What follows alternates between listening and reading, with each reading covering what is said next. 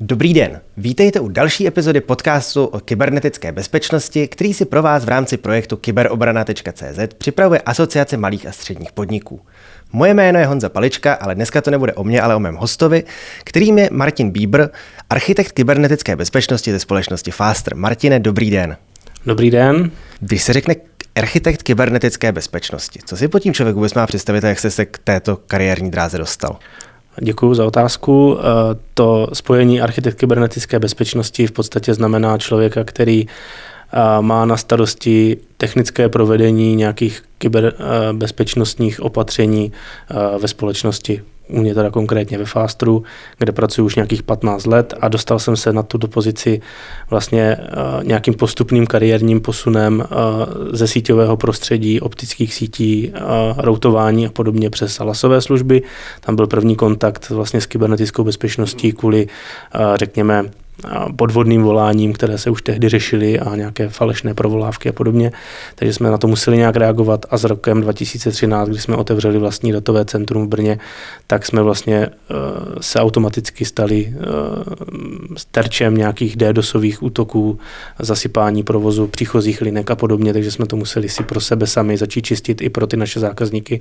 Takže to jsou vlastně také ty první praktické zkušenosti, které teďka se přehouply přes nějakou legislativu a díky době, která je, jaká je, a vlastně více se to skloňuje, vlastně ta kybernetická bezpečnost se dostává do nějakých nařízení Evropské unie a podobně. Zákon o kybernetické bezpečnosti tady máme, takže jsme i my to na sobě museli nějakým způsobem aplikovat a přijde nám potom přirozené to přenášet i na ty naše zákazníky. Když slyšíme třeba z médií o kybernetických útocích, většinou jsou to velké ryby, dopravci, mobilní operátoři, bankovní domy nebo například nemocnice. My natáčíme ten podcast ve spolupráci s Asociací malých a středních podniků. Týkají se ty kybernetické útoky i malých a středních podniků? To, co říkáte, je vlastně důvodem této situace, kterou jste popsal tou otázkou, je to, že vlastně ty proběhlé útoky, ty úspěšné útoky reportují v podstatě těm autoritám, což je v našem případě Národní úřad pro kybernetickou bezpečnost, tak to reportují v podstatě pouze subjekty, takzvané povinné subjekty, to znamená firmy, které to mají dané zákonem. My se teda dozvíme jenom o tom zlomku, o té špičce ledovce, řekněme, tady těch případů a chybí nám v podstatě relevantní data k tomu, aby jsme mohli prohlásit, že se to týká i malých a středních firm. Ale je tomu tak, protože je zase jakoby jinou cestou změřeno, ale už ne tak medializováno, že téměř polovina všech kybernetických útoků, které se jakoby ať už ve fázi pokusu nebo ve fázi úspěšného útoku evidují, tak polovina z nich míří právě na malé a střední podniky. Takže si myslím, že to je jakoby důkaz nebo podpora toho tvrzení, že není radno to podceňovat a je dobré s tím počítat třeba v investicích proto, aby ta firma na to byla nachystaná, až to přijde. To je rozhodně tedy polovina, to je významné číslo. Dá se nějak vydefinovat, jak velká musí ta firma být, aby vůbec byla atraktivním cílem pro ty kybernetické útočníky? Definovat úplně jako exaktně nějak vědecky to v podstatě nejde, protože není to jenom o velikosti té firmy nebo o nějakém rozsahu obratu a podobně. Hraje tam roli více faktorů, je to v podstatě kombinace nějaké finanční, řekněme, finančního zdraví té firmy navenek, která se dá dohledat v podstatě z veřejných zdrojů. Tam ten útočník může třeba například rovnou předpokládat nějakou snahu o vyrovnání nějakého třeba výkupného nebo tak, protože vidí, že v té firmě zkrátka ten kapitál je. A potom je tam dalším důležitým faktorem je vlastně nějaké zařazení oborové té firmy, to znamená, že už podle toho, v jakém oboru ta firma se pohybuje, můžeme předpokládat, že například zdravotnické nebo finanční organizace disponují osobními daty, osobními údaji vlastně běžných občanů, řekněme.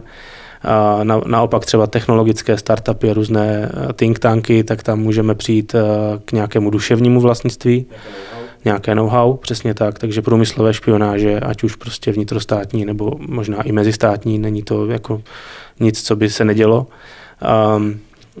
No a potom vlastně ta velikost jako taková, tam nutně ani roli hrát nemusí, ale dá se jako říct jednoduchou matematikou, že čím větší je ten vzorek třeba těch zaměstnanců, na které pošleme třeba sociální inženýrství, tak čím větší ten vzorek těch lidí máte, tím větší pravděpodobnost, že se vám nějaké ty rybky chytnou. A to nemusí být jenom, jakoby ta organizace do toho může spadnout v podstatě úplně jakoby nevinně a ani to třeba není nějaký záměr, že by si ji někdo přímo vytipoval, ale vlastně spoustu těch phishingových kampaní probíhá naprosto plošně se zaměřením na kvantitu, řekněme. A vlastně že počítají, že prostě jeden ze někdo se prostě chytne, takže jsou to i jakoby crossoborové prostě kampaně, které vám můžou prostě zatopit a vy můžete z nich se stát vlastně tím potom předmětem zájmu a následuje potom ten kybernetický útok v několika fázích. Jsou v současné době ty malé a střední podniky dostatečně chráněny? Uvědomují si vůbec tu hrozbu, které čelí v digitálním prostředí dnešní doby? Myslím si, že úplně dobrá ta situace není. Nechtěl bych být zase úplně posil nějakých špatných zpráv. Já jsem spíš optimista, takže bych to spíš definoval tak, že díky právě tomu, jaký mediální prostor dostávají ty velké kauzy, tak to možná nahrává trošičku tomu pocitu, tohle se mě netýká, my jsme malá firma, koho by to zajímalo, že jsme nějaká pila nebo dřevozpracující, manuálně pracující prostě závod a tak. Na druhou stranu právě díky tomu, že o těch případech v podstatě nevíme, tak bych chtěl jako předeslat to, že ta realita je přesně opačná, že v těch firmách ty lidé zkrátka nemají třeba takový náhled technický do té věci, mohou se jakoby chytit právě na ten phishing nebo otevřít nějaké nebezpečné médium fyzické, taky je to běžná taktika, jak se do firmy dostane vlastně fyzicky nějaký škodlivý kód nebo útočník.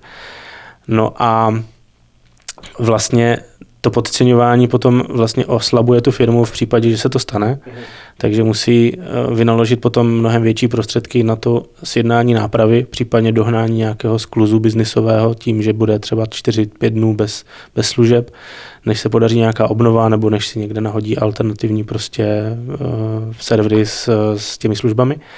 Tak je možná škoda tady tohle vlastně podcenit a radši ty peníze do toho dát na začátku a být trošičku líp připraveni na to, protože jako zlí jazykové tvrdí, že v podstatě jsou jenom firmy, na které se útočilo a ty, na které o tom ještě neví, že se na ně útočilo. Takže v podstatě do extrému řečeno i takto. Takže stejně jako u fyzického zdraví i v tom kybernetickém prostoru platí, že ta prevence je vždycky méně nákladná, byť se může zdát nákladná, ale je to lepší, než řešit následky. Určitě ano. A myslím si, že je taky důležité si uvědomit, že ne všechny věci v tom dnešním technickém světě, který je, troufám si říct, celkem komplexní a složitý, si může každá jakoby firma i z těch nejmenších jako pomoct sama. Myslím si, že to tak není a že to jako není ani jakoby v silách personálních, třeba když vezmu prostě Českou republiku, aby se najednou do těch firm dostalo takové množství odborníků, protože ty obory, které se tím zabývají jsou, ale jsou třeba krátkou dobu nebo jo, tady tímto způsobem myšleno. Takže myslím si, že je dobrý si spolehnout třeba na nějaké externí experty, mít v tom prostě nějaký partnership, nějaký vztah důvěry s dodavateli. Může to být prostě v nějaké kombinaci už třeba se službami, které čerpají. Mnoho poskytovatelů už i tady tuhle disciplínu dělá, včetně Fastru samozřejmě a dává to docela smysl, protože vy tu firmu třeba, jak jsem zmiňoval, my letos slavíme 30. výročí jako firmy, máme zákazníky, kteří jsou tam přes 20 let u nás a ta důvěra tam zkrátka je tam i ta osobní hodnota, ta osobní znalost, že víte, kdo vám ten telefon v té firmě zvedne a když to takhle je zrovna v této oblasti kybernetické bezpečnosti, tak si myslím, že to dává jako obrovský smysl, protože chcete ochranu nebo bavit se o nějaké vaší bezpečnosti nebo ochraně s někým, komu věříte. Šo? Takže brát si na to outsourcing ze zahraničí, z nějaké cloudové služby prostě je sice možné. V dnešní době nějakých vzdálených přístupů technicky nejsou v podstatě žádné bariéry, ale když si toho partnera vyberete prostě lokálně a třeba s nějakou dobrou referencí nějakých vašich, tak je to podle mě vždycky jakoby nejlepší strategie tady v tomto. Rozhodně s vámi souhlasím v tom, že se vyplatí tedy spolehnout se na pomoc expertů. Je tady ale přesto něco, co by mohly ty firmy udělat i interně, aby nešly tomu neštěstí naproti? Určitě ano. A myslím si, že každá firma by měla začít nějakým takovým tím základem té bezpečnosti, to znamená minimálně si zevidovat nějaká aktiva, o která vlastně se hraje, které by případně mohly někoho zajímat. A to teď myslím vlastně od výpočetní techniky, od koncových počítačů na stole až po nějaké prostě to know-how, jak jste tady zmiňoval. Různé databáze a tak.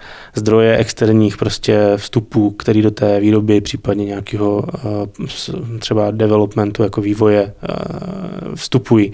Takže vědět jakoby o co se hraje, bych řekl, že jako naprosto zásadní věc, pořešit si vlastně tu svoji infrastrukturu tak, že budeme vědět, nebo minimálně ten správce IT bude mít prostě absolutní přehled o tom, jaké zařízení tam od jakých výrobců jsou, jak jsou třeba stará, jestli je na nich aktualizovaný software a podobně, to už jsou takové ty konkrétnější kroky, ale určitě by ta firma neměla třeba používat nějaké úplně levné zařízení, které jsou třeba určené pro domácí použití a tam ta technická podpora těchto zařízení je mizivá v podstatě a zrovna jsou to zařízení, které často obsahují právě nějaký škodlivý nástroj, škodlivý kód a nějakým způsobem třeba replikují ten váš provoz někam, kam nechcete, kde se o něm jako někdo může dozvědět. Takže z těch nástrojů, co se dají interně pořešit, určitě mít prostě firewall, mít antivirové softwary na těch koncových bodech. No a potom vlastně nějakým způsobem ta kultura v té firmě musí mezi těmi zaměstnanci probíhat směrem, aby si oni uvědomili, že když si prostě nastaví heslo jednou za tu dobu, co v té firmě dělají, že to je špatně, že by si to měli třeba nějakým způsobem měnit častěji. To se taky dá samozřejmě vynucovat i z pohledu těch správců sítí nebo správců IT.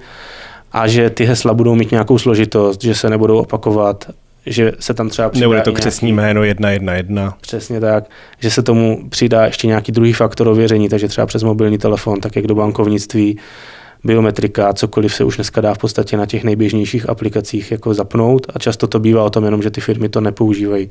A je to škoda, protože to v podstatě nic nestojí. No, ještě třeba mě napadá použít nějaký password manager, nějaký správce hesel, abychom mluvili česky, proto, aby prostě ty hesla nebyla uložena v nějakém jednom excelovském souboru, ideálně nezašifrovaném, někde na síťovém úložišti, na které mají všichni ostatní právo čtení. Jsou to věci z praxe. I když to tak možná zní komicky trošku, ale prostě tohle se opravdu děje, takže to si myslím, že je to nejmenší, co se dá v té situaci těch malých středních firm jako dělat, než rychle nabírat nějaké kyberbezpečnostní jako experty, protože to si myslím, že prostě není jako reálný scénář, že by si každá malá nebo střední firma udělala prostě kybernetické oddělení nebo oddělení kybernetické bezpečnosti v nějaké jako plné palbě a zastřešila si všechno, protože to ani není jako nutné. V podstatě, když to bezpečnostní minimum bude mít, tak si myslím, že minimálně bude mít lepší startovací pozici, když se něco stane. Vy už jste to v jednotlivých odpovědích zmiňoval, naznačoval, zároveň jste říkal, že ten kybernetický útok spousta těch firm, na které je podniknut, ani nepozná. Jaké ty útoky vlastně existují a co je jejich cílem, jaká je tam mechanika a tedy jestli to jde rozpoznat i z pozice laika? Ten kybernetický útok se v podstatě dá definovat jako nějaká činnost jednotlivce nebo skupiny, která je namířená proti systémům počítačových, řekněme, sítí nebo počítačů jako obecně, nějakých služeb na nich vystavených, takže e-shopů, případně databází a podobně. Činnost, která má za cíl nějakým způsobem tu firmu poškodit nebo paralyzovat její chod, anebo třeba jenom finanční motivovaný jednání k tomu vybrat nějaké výpalné, třeba v případě, že tu firmu vyřadíte na chvilku z provozu, že ji zašifrujete prostě data, která potřebuje k tomu provozu. Takže to by byla tak jako definice toho kybernetického útoku. Nejběžnější útoky, které se odehrávají, tak jsou v podstatě takové ty slova končící tím ware, to znamená malware, ransomware. V případě malwareu se jedná právě o doručení nějakého škodlivého kódu, třeba přes flashky nebo přes e-mailovou komunikaci do té firmy. Často si malware prostě přinesete s nějakým jiným softwarem, který stáhnete třeba z úplně z čistých zdrojů. Děje se to zase běžně, motivováno nějakým ušetřením za licence a podobně. Ransomware, tam je ta finanční motivace, o které jsem mluvil, to znamená typicky zašifrování, zakryptování, znehodnocení v podstatě dokumentů pro tu firmu. Do doby zaplacení nějakého výpalného, přesně tak, typicky v nějakých potom kryptoměnách, takže je to ještě pak složitější procesně se vůbec dostat k tomu vlastnímu zaplacení a ty částky jsou vysoké. Potom máme ty asi nejběžnější typy útoků a pokusy přes to sociální inženýrství, to znamená e-mailová komunikace, podvržená balíček od důvěryhodného dodavatele, důvěryhodnému příjemci. Takové ty stránky pošty a podobně. Přesně tak. V podstatě tady ty dopravce postupně pomalinku střídá spíš nějaké podvrhování, interní komunikace falešné, to znamená vydávání se za šéfa, vydávání se za manažera, schvalování nějakých plateb, falešné faktury, příkazy k úhradě a tak podobně, takže se dají takhle v podstatě i vynášet nějaké peníze, finanční prostředky z firmy a ty maily dneska v podstatě jsou všechny, nebo ty nejenom to nejsou jenom maily, ale prostě celé stránky, které se tomu věnují tak jsou v podstatě dneska dost využívají AIčko nebo umělou inteligenci, Takže ty výsledky jsou čím dál věrohodnější a je potřeba ty uživatele, ty zaměstnance na to opravdu edukovat a dávat to na nějakých konkrétních příkladech, protože si to v podstatě takhle, když si o tom budeme jenom povídat, tak se to i těžko jako představí, jak dobře to může vypadat.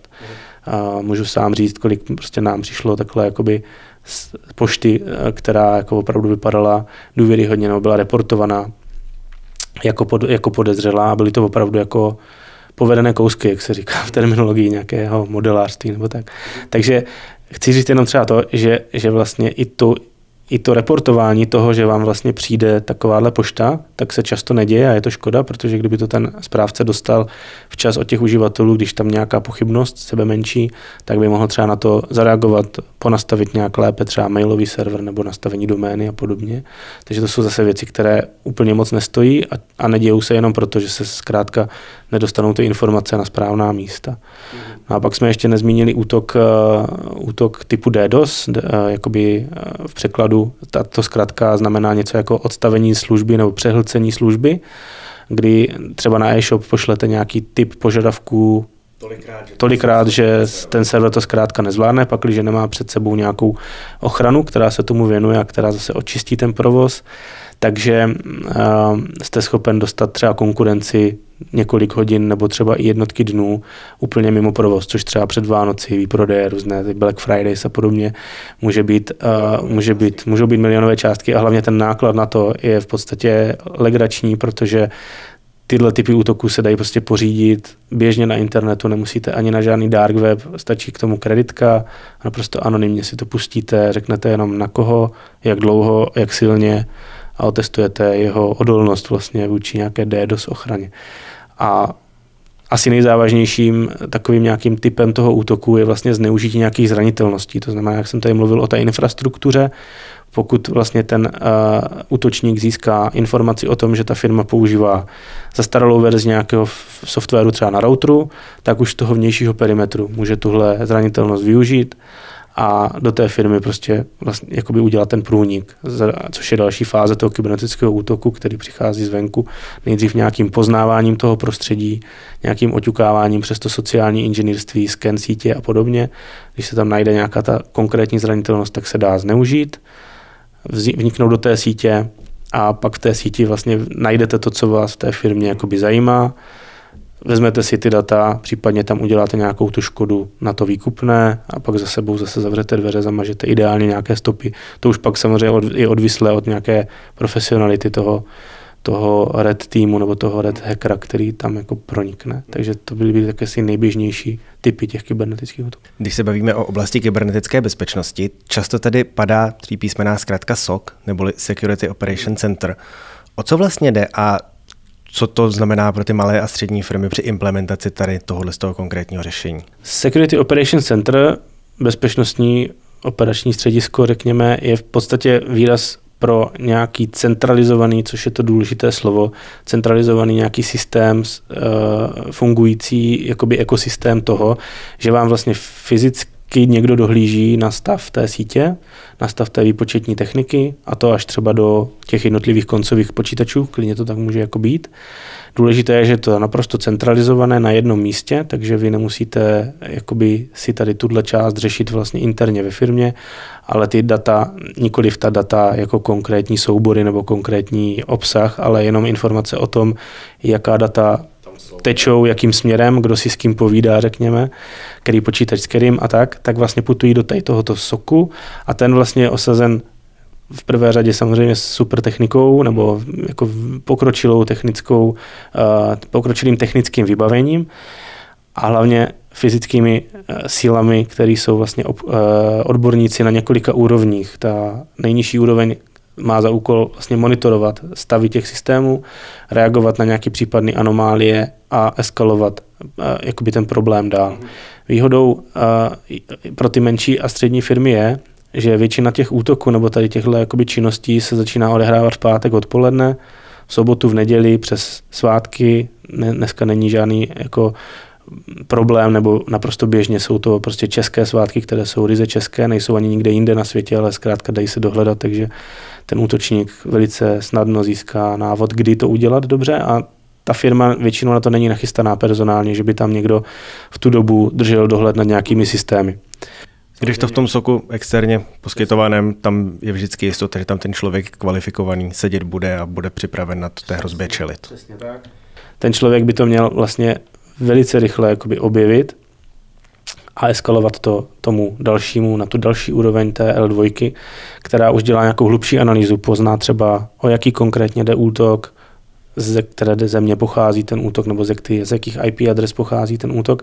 A tenhle jakoby už analytik předává potom nějaké podklady tomu buď správci té firmy konkrétnímu, který teda musí samozřejmě taky držet aspoň na telefonu nějakou službu a být připraven takovýto chování zarazit na té své infrastruktuře, anebo ten SOC může jít až úplně do takové hloubky, že vlastně to udělá i za tu firmu, za toho správce, že je tam vlastně v roli, že tam má ty práva, má přístupy na ty síťové případně. A může ty věci i aktivně sám řešit. Může odpojit celý segment sítě, když ví, že se mu zakryptovávají prostě jednotlivé servery v síti té firmy, tak může třeba prostě vypnout na dálku ty porty a switch, aby se to nešířilo dál a podobně. Takže tohle je v podstatě popis činnosti toho Security Operations Centra ve smyslu monitoringu, detekce nějaké anomálie, reakce na ní, a to teďka samozřejmě všechno v kontextu nějaké časové jakoby rychlosti, to znamená, čím rychleji se tohle jako stane, tím menší pak jsou když tak ty dopady vlastně toho útoku.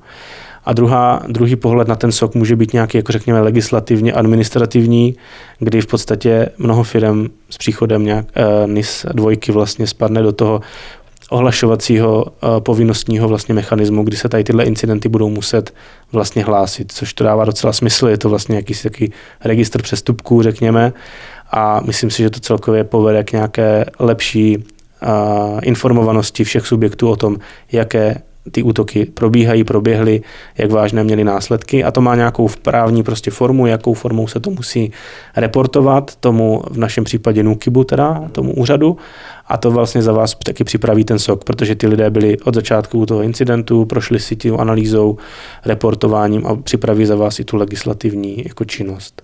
Takže to je tak asi k nejhlavnějším jako funkcím a záměrům toho Security Operations Centra. Výborně. Když už se ten malý a střední podnik rozhodne tedy implementovat toto řešení, jde nějak zhodnotit úspěšnost té implementace pro tu konkrétní firmu? Je to složité nebo komplikovanější, nedá se to jako měřit úplně, že byste viděl výsledek jakoby hned, ne jako na nějakém systému, třeba jak vidíte třeba odezvu v síti, že to zařízení, které prostě je služba někde za oceánem, má prostě delší latenci než služba, která je v datacentru v Česku. Ale jsou metriky, kterými se na to dá podívat. Jedna z nich je třeba čas, který můžete změřit právě k té detekci, za jak dlouho od toho incidentu vlastně o tom incidentu víte. To je určitě jedna z věcí, která je hmatatelná a změřitelná. Stejně tak se dá změřit vlastně čas potřebný k tomu odstranění, k té první reakci a k tomu vyřešení vlastně do nějakého původního stavu nebo do nějakého funkčního stavu. Že to jsou takové metriky jako praktické. Na SOCu se dá určitě změřit taky nějaká efektivita těch jednotlivých pracovníků nebo těch úkonů, protože standardně se používá nějaký tiketovací systém, takže jsou zaznamenány jednotlivé průběhy těch incidentů, jejich časová náročnost, jak tam ty jednotliví lidi reagovali, takže vlastně i ten management se pak může podívat, že se v tom SOCu opravdu dějí tyhle konkrétní operace, protože se všechno prostě loguje a máte z toho nějaký příjemný report. No, příjemný report. A dalšími faktory mohou být třeba vyčíslení nebo vyjádření nějakým způsobem false positive, případně false negative jakoby alertu. To znamená, když to přeložíme, jsou to vlastně jakoby falešné poplachy, anebo naopak jakoby ty nezachycené, které se měly zachytit, ale jakoby nezachytili se. To znamená, mysleli jsme si, že se něco neděje, ale ono se to dělo. A vlastně tohle jsou takový hlavní indikátory výkonnosti toho Security Operations Centra. A potom samozřejmě, co z toho fyzicky jako vypadává, nebo mělo by vypadávat v nějakých kvalitních SOC systémech, tak jsou nějaké pravidelné reporty, které by ten management té firmy a to IT oddělení mělo dostat i v případě, že se nic neděje, nebo že se nic nenašlo. právě proto, aby bylo vidět, že se to jakoby monitoruje, aby tam byl ten podklad toho, že ty data prostě jsou příznivá. Což by samozřejmě pak nemělo být jakoby impulzem k tomu SOC zrušit, že si člověk může říct, jako, tak se nic neděje, tak to zase necháme být, ale je to jakoby důležité je v tom ten feedback a být vlastně neustále v kontaktu s tím, že se vám tam o to někdo jakoby aktivně stará a dohlíží na to, jestli se něco někde neděje.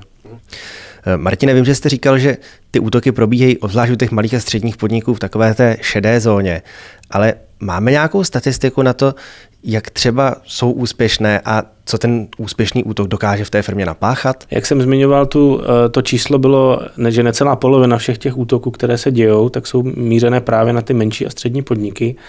A co je možná zajímavější číslo je, které jsem našel na jednom ze zahraničních webů, že v podstatě, když ten útok je úspěšný, to znamená, bavíme se opravdu o firmě, která si prošla celým tím procesem toho průniku nějakého útočníka, zakryptování dat a podobně, je to prostě prohlášeno za to, že jsou v té postižené skupině, tak z této skupiny nadpoloviční většina, konkrétně nějakých 60% necelých, se z toho útoku v podstatě nikdy jako nedostane tak, že by mohla pokračovat v tom podnikání v nezměněné podobě.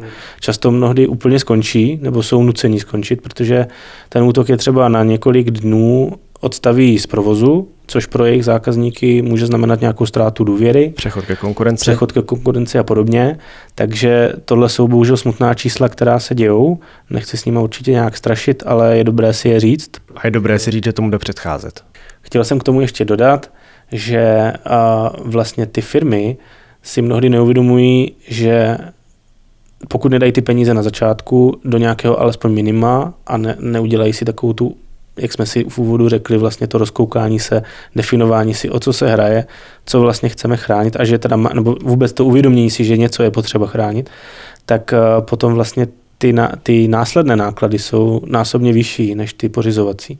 Co se týče těch Security Operations Center nebo obecně nějaké implementace pro tu základní firmu do 50 zaměstnanců, řekněme, tak tam se v podstatě nějaké takové úvodní kolečko té kybernetické zabezpečovací akce pohybuje kolem řádově 1 milionu korun, což jakoby je třeba... Vypadá to jako vysoké číslo. Vypadá to jako vysoké číslo počtem cifer, ale potom, když si vedle toho postavíte číslo za to výpalné nebo za to výkupné, řekněme, za třeba ten kryptoútok, tak plus čísla za ten ušlý zisk a podobně. Přesně tak. A co je asi úplně nevyčíslitelné jako penězi, je ta ztráta té důvěry, dlouholeté, třeba dlouhodobě budované, řekněme, těch vztahů se zákazníky, kteří zkrátka dneska mají asi kam jít v tom konkurenčním prostředí a mít e-shop, který prostě nemá třeba DDoS ochranu, je z mého pohledu jako velké riziko. Protože... To je v podstatě taková jako řízená sebevražda. Tak, klidně se i to takto dá definovat.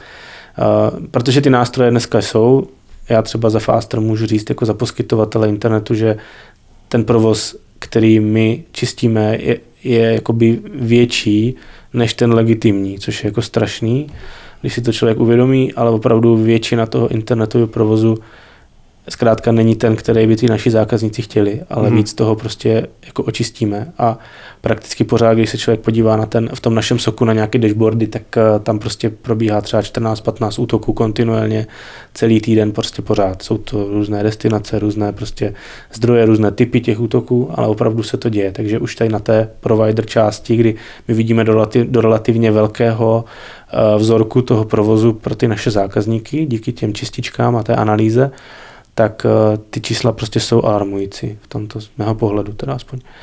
Martin, já vám moc krát děkuji za váš čas, děkuji vám, že jste našim divákům a posluchačům vysvětlil, jak se to s kybernetickou obranou, s kybernetickými útoky má a doufám, že jste i některé inspiroval k tomu, že skutečně to není hrozba, která se jich netýká, měli by se jí nějak aktivně postavit čelem. Děkuji ještě jednou. Já děkuji za pozvání, hezký den a nashledanou. I vám.